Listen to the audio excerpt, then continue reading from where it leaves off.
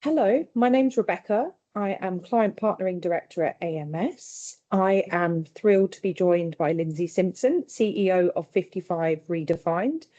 As part of International Age Pioneers Week, AMS is proud to host a special episode spotlighting the future of age-inclusive workforces. I'm super excited you're here today and would love to hear more about 55 Redefined, a trailblazing organisation. You are a trailblazer, um, with the mission to challenge age stereotypes and unlock the full potential of multi-generational talent. On this podcast, we'll explore how organisations can tap into the age advantage to solve critical skills shortages, drive innovation, and build future-ready teams. This episode is part of AMS's ongoing commitment to inclusive hiring and building workforces that reflect the full spectrum of human potential. Before we get into it, Lyndsay, welcome. Thank you. To start us off, what inspired the creation of 55 Redefined, and how has that mission evolved since its inception, if at all? Yeah, thanks, Becca. And lovely to be here. Thank you very much for the invitation. So 55 Redefined launched to the market with a bang in September 2021, which, if you cast your minds back, was kind of mid-pandemic, banana bread making, going on lots of walks around our gardens or houses if we could. But it began life 3 or 4 years before that. So at that point, I was the CEO of a large UK-based HR and recruitment outsourcer when I received a phone call from one of the big four banks that needed to hire retired bankers from the 1990s. They had a big regulated review project whereby they had to unpick advice that they'd given in the 1990s. And therefore, they needed people that were working in that period in a bank to be able to make a judgment call around whether it was good advice or bad advice in that moment. And so I didn't know the answer, but I love a problem. And so I still also have my mobile number from when I joined Barclays back in the 90s. And so I thought, well, let me ring a few people, see where they're hanging out. Are they on particular social media sites? Are they on particular job boards? Where do we go and find these people? And so the short version of a long story is in 8 weeks with my mobile phone, we rehired 400 people out of retirement into not just that project for, it was RBS, NatWest at the time, but into a number of the UK banks who were also doing the same piece of work. And what created in my mind was 2 eureka moments. The first one was, it's not 1985, so I'm not going to build an outbound telephone team. There has to be a way we can create a talent marketplace for midlife and over 50s talent who were looking to engage with work and continue their careers. And the second eureka moment came from the actual conversations that was happening with these individuals, whereby many of them thought that they wanted to be retired. Many of them had been retired for between 1 and 5 years. And almost all of them said the biggest mistake of their life was retiring. Wow. So I wanted to dig into that. So I commissioned loads of research. I got census wide, then contacting 4,000 over 50s to see whether I just randomly picked a group of people that wanted to work.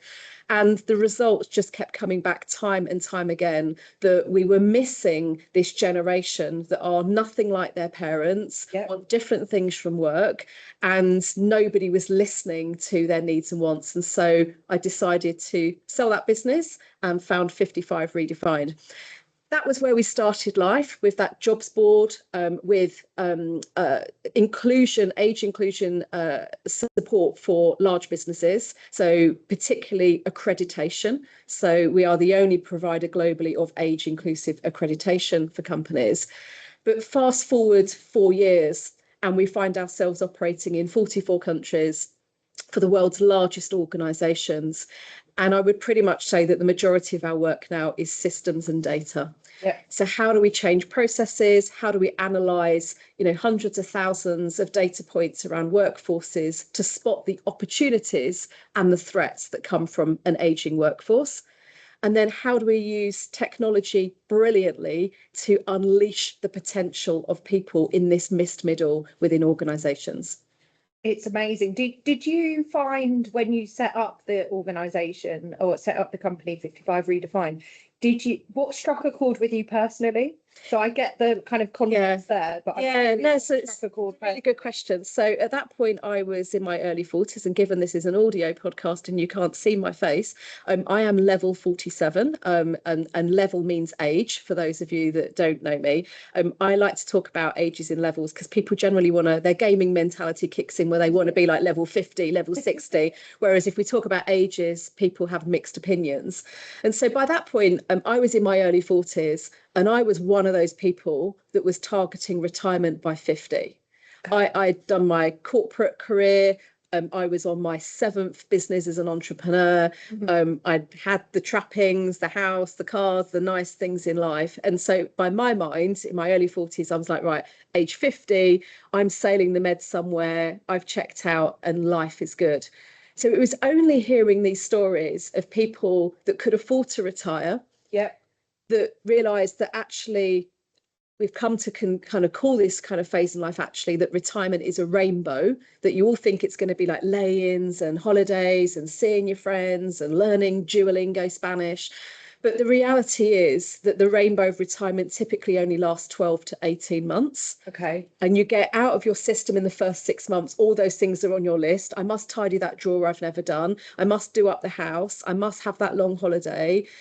And then all of a sudden you find yourself 12 to 18 months later, having ticked off everything that was on your list and realizing that you're young and you've got so much more to give and you've got decades of living in front of you.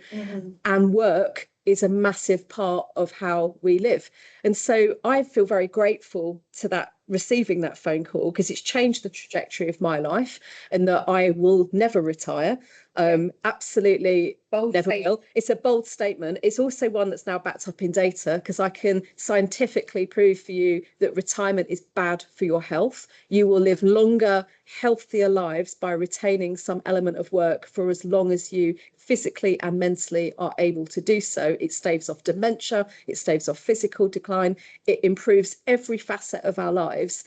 Yet somehow we've demonized work. As if it's a bad thing, and retirement is this halcyon, never land of just like gloriousness. And the reality isn't true. The reality is, if you don't like work, then maybe you're doing the wrong kind of work. And what we need to get back to is understanding, how do we become purposeful? How do we engage with the world and people around us for years and decades to come, given we are all planning to live for a 100-year life? And it would be amazing if we get to whatever levels we get to, we need to remind ourselves that we are lucky to have those levels, because not everybody has that pleasure. Correct. Get to 51, 52 or whatever it might be. So let's talk about the age advantage with that in mind. So what are some of through the research and the 4-year journey, what are some of the most overlooked strengths that older workers bring to today's organisations? Well, AI is a classic example of a trend that's hitting every industry, every business that we work with. If I wind back the clock 18 months ago, the race was on for what I would call young talent. So everybody that was hiring for AI typically led roles were hiring people that had coding skills, that were programmers, that could build AI. And we know this through the billions of data points through LinkedIn, who we partner with closely, who shared with us that that was the trend in every market, every location across their platform. But something really interesting happened, which was that the second off-the-shelf AI became mainstream, so ChatGPT, Copilot, Gemini, all of these off-the-shelf versions, then everybody stopped needing to code AI. Right. And everybody's businesses switched to needing to teach the AI how to do things, give it institutional memory, teach it processes, share 40, 50 years of experience of doing certain things and train the systems. And so that pendulum swung completely in the opposite direction. So most of the AI hiring now is for people that are the most experienced in their role, in their sector, in their industry, to come in and train the large language models that all of our businesses are doing. And so age has become a massive advantage, because not only do you need that memory, that institutional or skills-based knowledge, but also when AI isn't a human brain, it lacks empathy, it lacks truth. Often it doesn't know whether its answers or the data it's pulling from is truthful. It's pulling from biased sites, it's pulling from the internet, which is sexist, racist, ageist, and every other characteristic.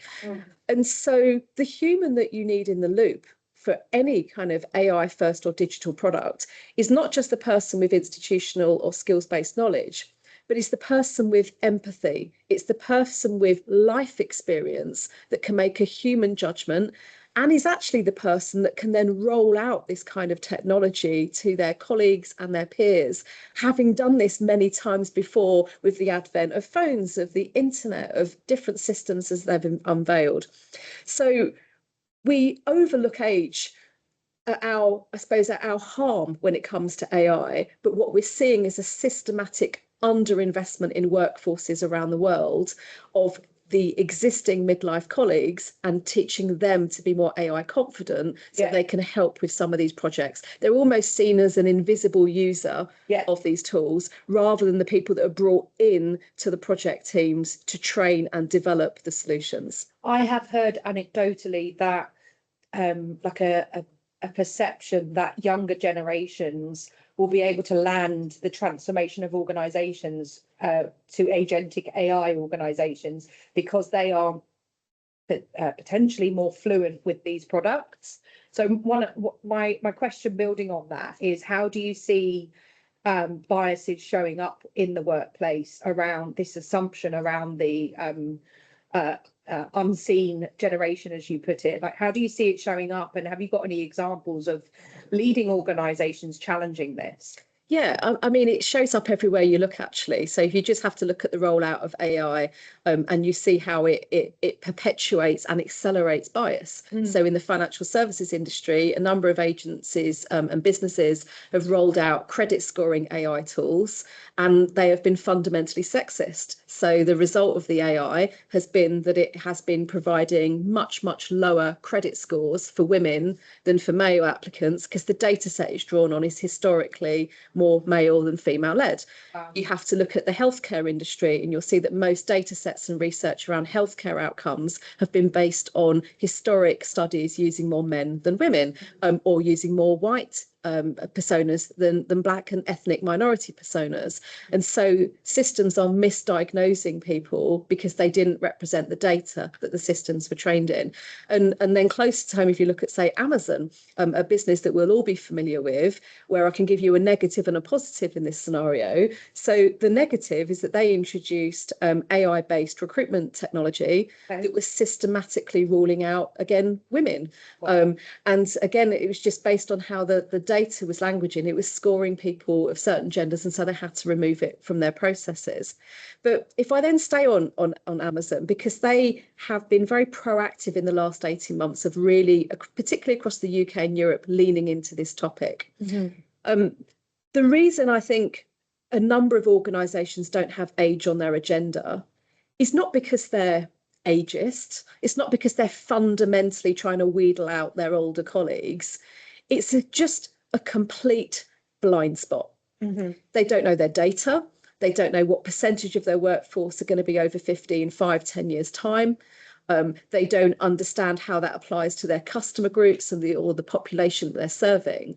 And so we started our journey with Amazon about 18 months ago, and it started at the very top with their executive team, who wanted to just understand this topic of longevity and how did it apply to them. And the phrase that John Bumphrey, I'm going to use his name actually, who runs the business across the UK, says it's like a new car. Says it's like once you see it, you can't unsee it. Like when you're buying a new car and then suddenly you see that car in red everywhere on the road, it's like, I now know about age, and I understand that 75% of the wealth is held by 50 to 70-year-olds. I'm asking our marketing teams, well, what are we doing to profile our customers based on age? And what are we doing to mirror match that in our workforce? Because if we're selling to this demographic, it's no good our sourcing and buying teams all being under the age of 35. Because they don't know what clothing 50-plus-year-olds are looking at purchasing. And so For me, I think, and they've then done brilliant things since. So they've introduced across their distribution centres term time only contracts as an example of a brilliant engagement, whereby from a term time only contract perspective, they wanted to attract more women and particularly women with young families to apply to distribution centres. But actually, the net result by having these contracts that you no longer seek to have holiday or absence during school holidays is that they've had a load of grandparents apply because they were the people in their 60s that had to withdraw from work because they were taking the brunt of caring for their grandchildren. So these little things can have huge ripple effects. It's a bit like the butterfly effect, where you make one little change and suddenly you start impacting positively the lives of millions of people through these small changes. Yeah, it's the term time proposition, I think, is unique. Like I don't see anything at the moment that is as flexible, really. And I've recently been reading that flexible working isn't necessarily about just coming into the office or not coming into the office. It can be about working I think actually you shared working in different locations for portions of the year. And 100%. So flexibility, we have a thing in our head that flexibility means two things. We think it either means part-time, so you're going from full-time to part-time, or we think it's around location. So can you work from home, rather than work in a location? Flexibility as we age takes on a completely different meaning. It's how do we, if we are going to have these 40, 50, 60-year careers, how do we live more and work less as we age? That's the paradox that it's the holy grail that we all want to do. No one wants to work 60 hours a week until they drop, but we want to live more and work less. What we don't want is these hard stops of I don't work at all and I've now just got free time. And so what happens when you start then looking at flexibility is that to enable people to work longer, they want to travel more. So that might mean, can I work 9 months on and have 3 months off every year? It might mean, can I work 30 days a year from an overseas location? So Canada Life have just in the last 6 months introduced this digital nomad policy for all of their employees that work, that have the ability to work remotely away from site, that they can work from anywhere in the world for up to 45 days a year, as long as they're happy to work their UK hours in their doing so. Massively opportunity for people to then go and get that Airbnb in Madrid and live there for a month and experience the culture whilst continuing to work. So flexibility has different things, and generally it means having more time to, we become more philanthropic as we age. We want to give back more. There's more of a search for purpose, more of a search for legacy in helping people. So again, we see people in full-time careers that want to speak to their employer to say, can I work 2 days less a month so I can volunteer my time for a local charity, all of these types of ways. What's interesting is the more flexibility you build in for your older members of your workforce, the benefit it has for the youngest people coming into the workforce now, who are also looking for what I would call plural careers.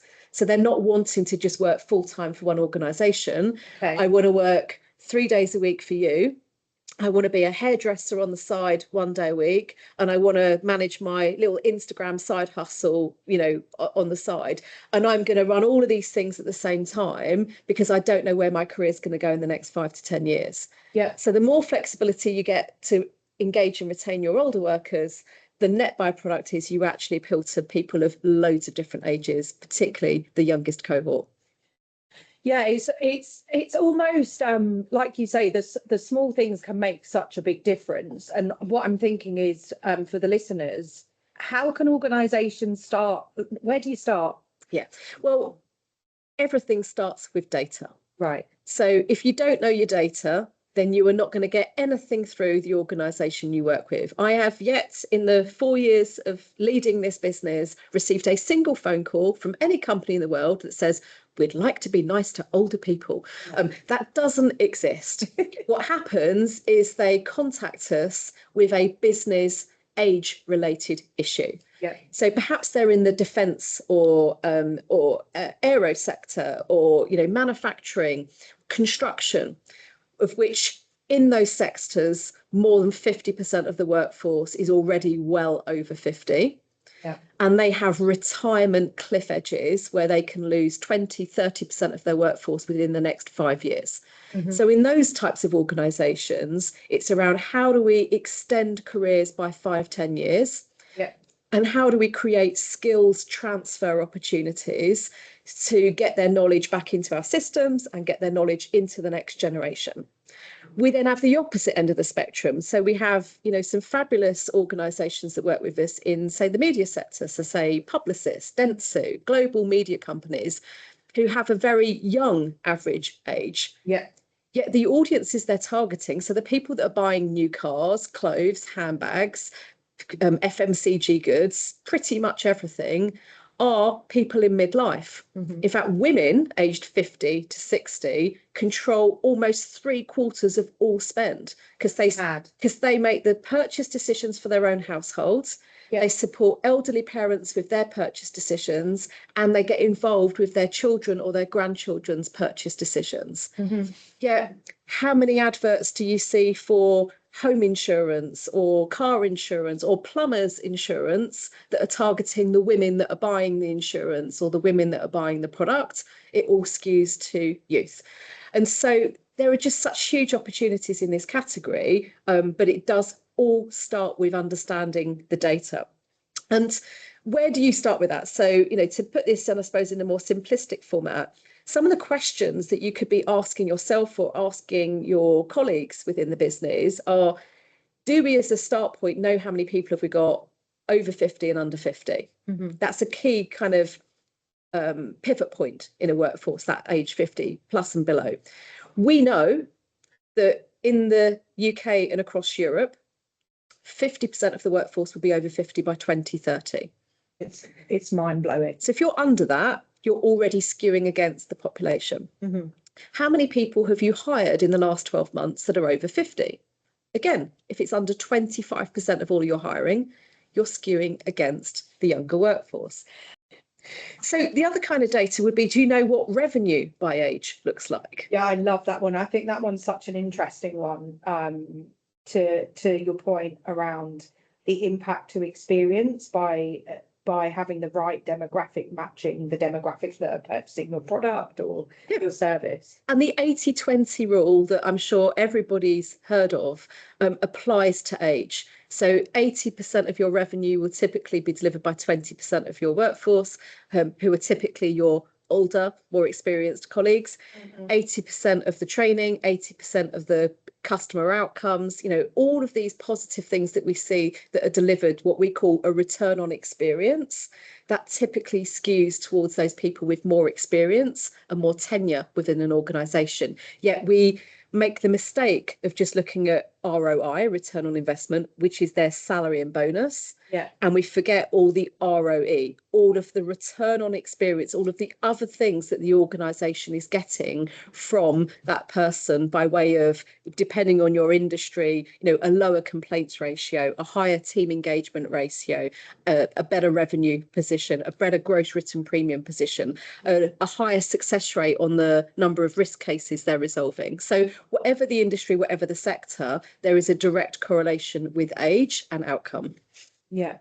So the one thing that's going through my mind at the moment as well is we are in an unprecedented time within the economy, and particularly when we look at the UK, we aren't seeing a growth in vacancies from the Office of National Statistics, and for many periods we're seeing a slight decline. Okay. Yeah. So with that in mind, there is you go online almost every day, and there have been reductions in workforces across the world.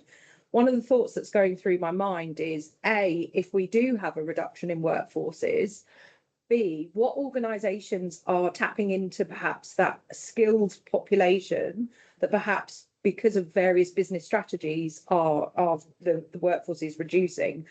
Where do you see organisations doing good reskilling and upskilling cohorts of perhaps this really tenured population of talent? Is there any examples that you can think of, or are you seeing that increase in as a trend? Yeah, I think with everybody being hyper cost conscious Right. and focused on profitability, you're right. The focus has been on bringing down workforce cost. Right. But to sacrifice your higher paid workers is not necessarily the answer. No. And actually, a bit of a statistic for you, 92% of over 50s would take a significant pay cut to change role or have more flexibility.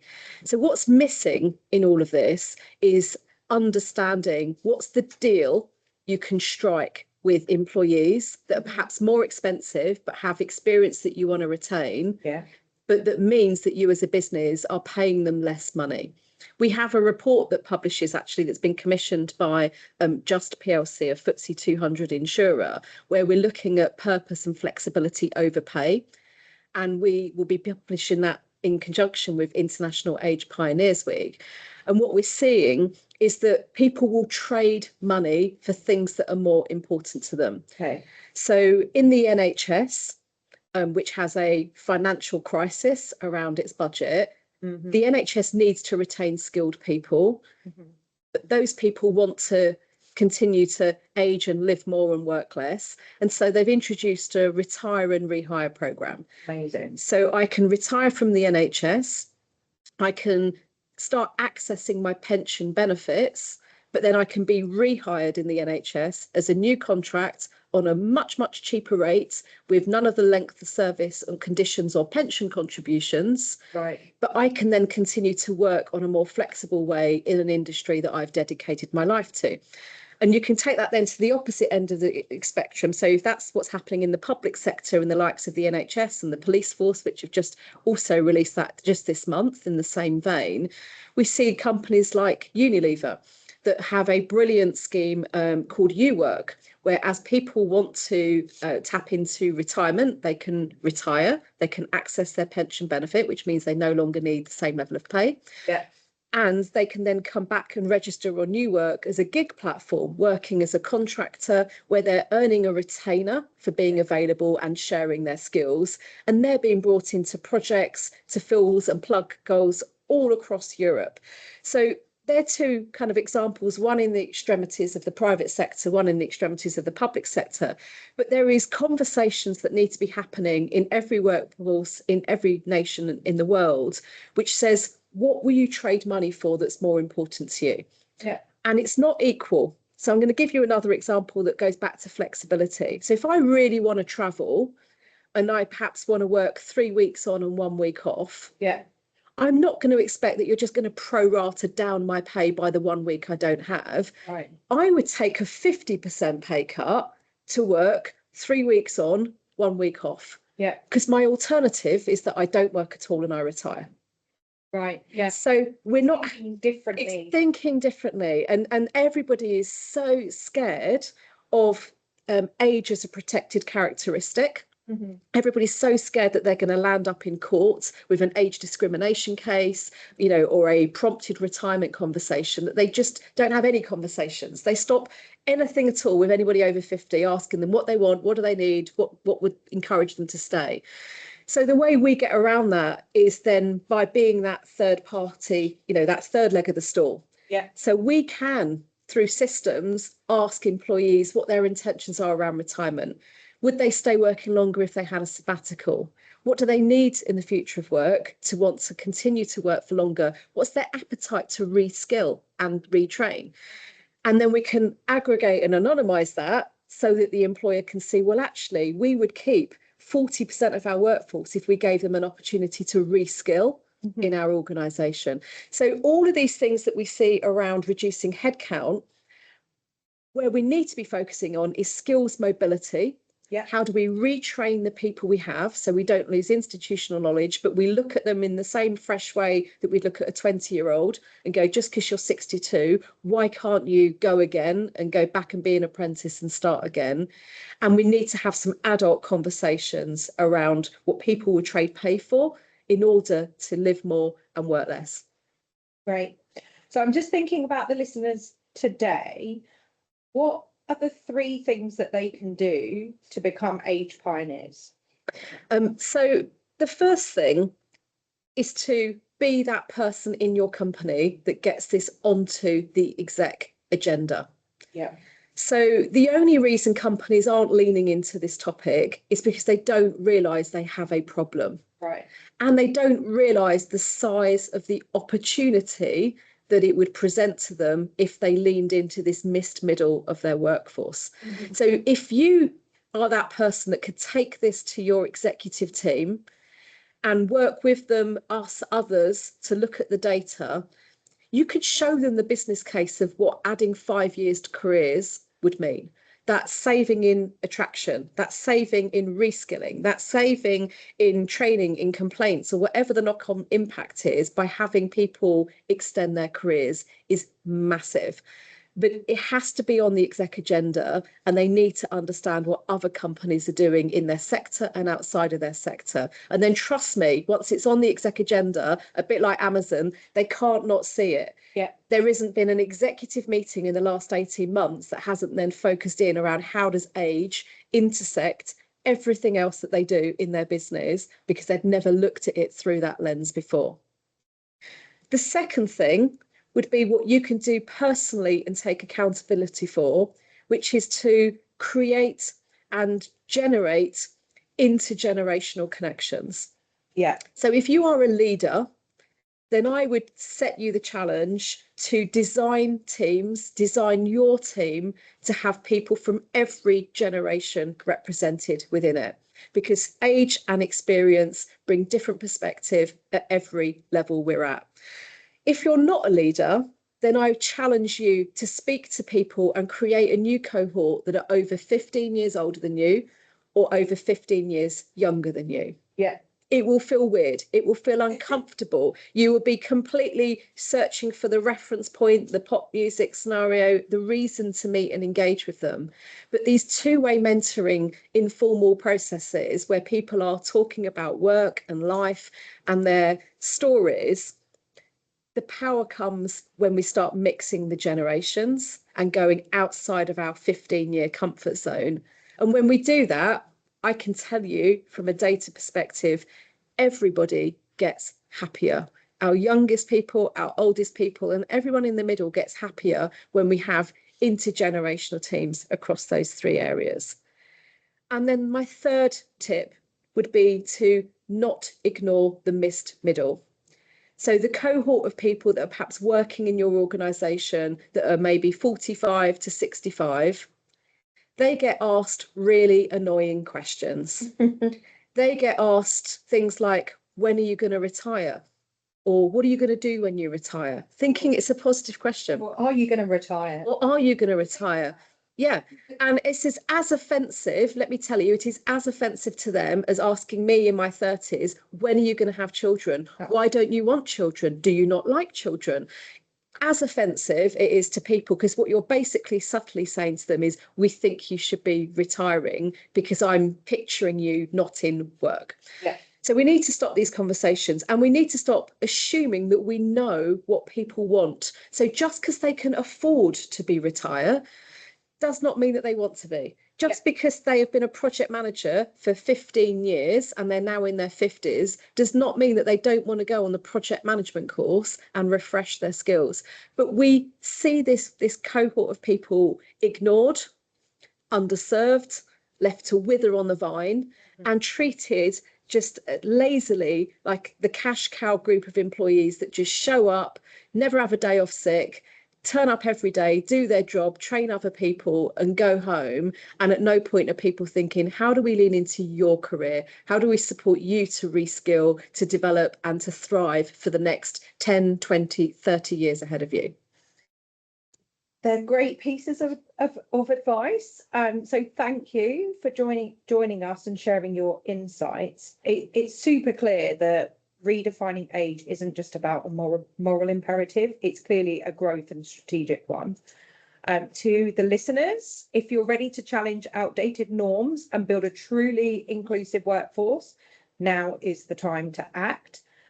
I'm excited about redefining what it means to work at every age, intergenerational and inclusivity. And for me, I'm excited that hopefully I'll live beyond 100 based upon the stats that you've shared. We are the very first generation. I mean, we are, you said, what does it take to become an age pioneer? And that's just perhaps calling it out and getting involved and leading in your business.